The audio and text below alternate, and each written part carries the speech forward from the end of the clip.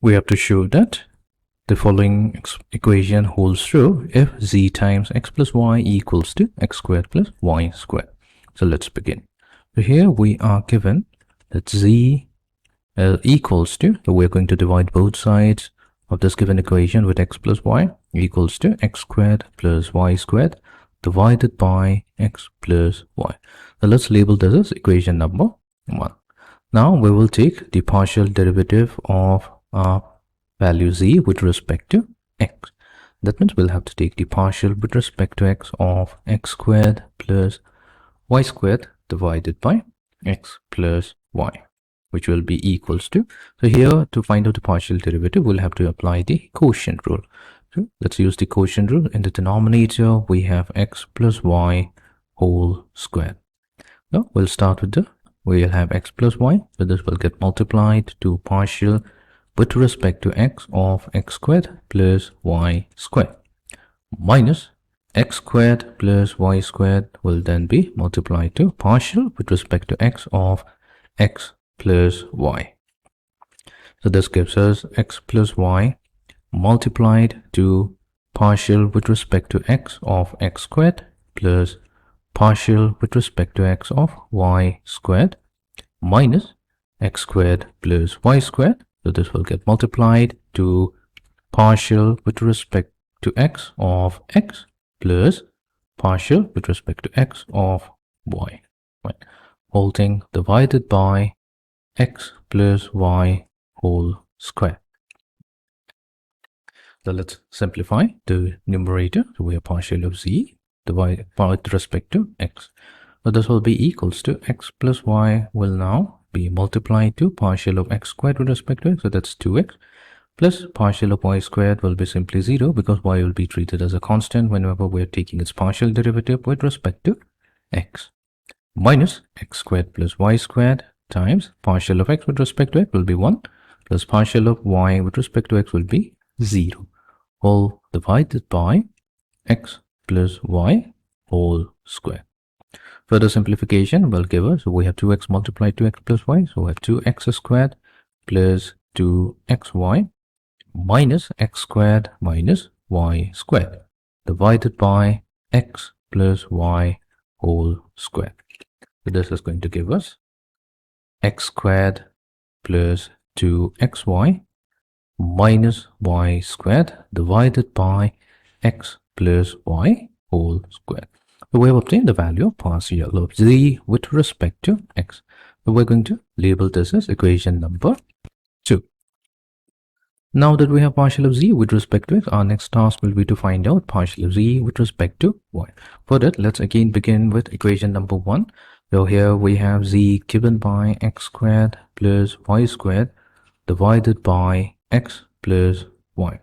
So we'll take the partial of z with respect to y, which will be equals to, so we'll take the partial derivative by using the quotient rule. So in the new denominator, we'll x plus y whole squared multiplied to, so in the numerator, we'll start with x plus y. So this will get multiplied to partial with respect to y of only y squared, because the partial of x squared will be 0, minus x squared plus y squared multiplied to partial with respect to x of, we have x plus, we'll have to take with respect to y, so we'll only have to take y. So because partial of x with respect to y will be simply 0.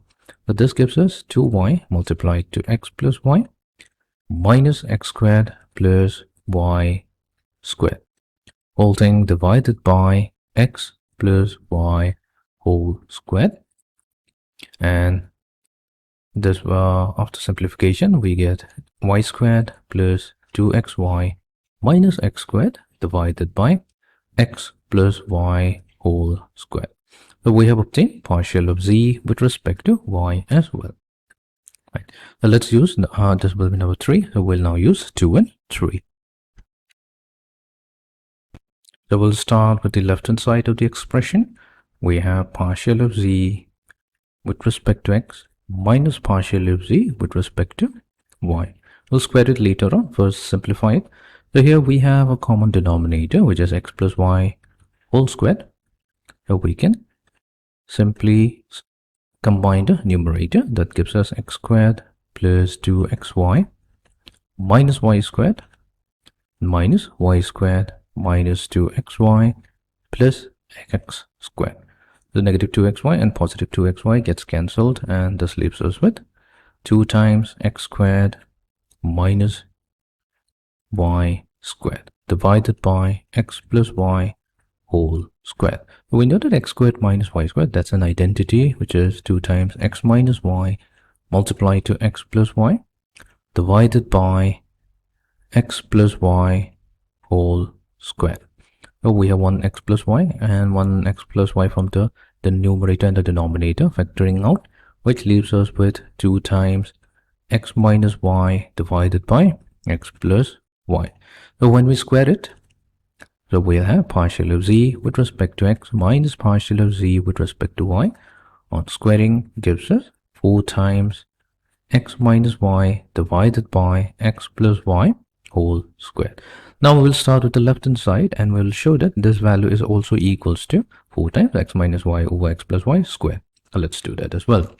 We have 4 times 1 minus partial of z with respect to x minus partial of z with respect to y.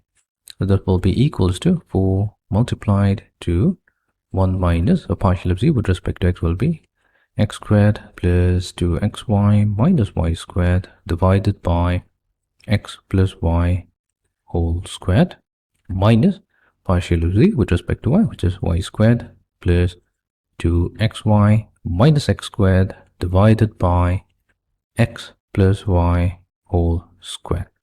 Right. So let's combine them.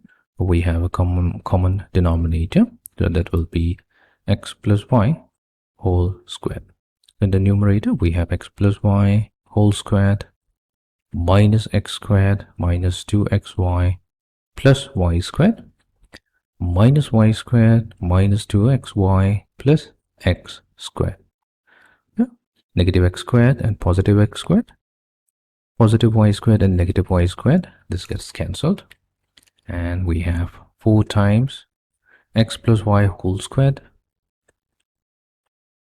minus 4xy divided by x plus y whole squared. Now x plus y whole squared minus 4xy, so that is simply x minus y whole squared divided by x plus y whole squared. So here also we have obtained the value 4 times x minus y divided by x plus y whole squared. So that means we can now say that partial of z with respect to x minus partial of z with respect to y whole squared. So this value will be equals to 4 times 1 minus partial of z with respect to x minus partial of z with respect to y, when our value of z is given by x squared plus y squared divided by x plus y.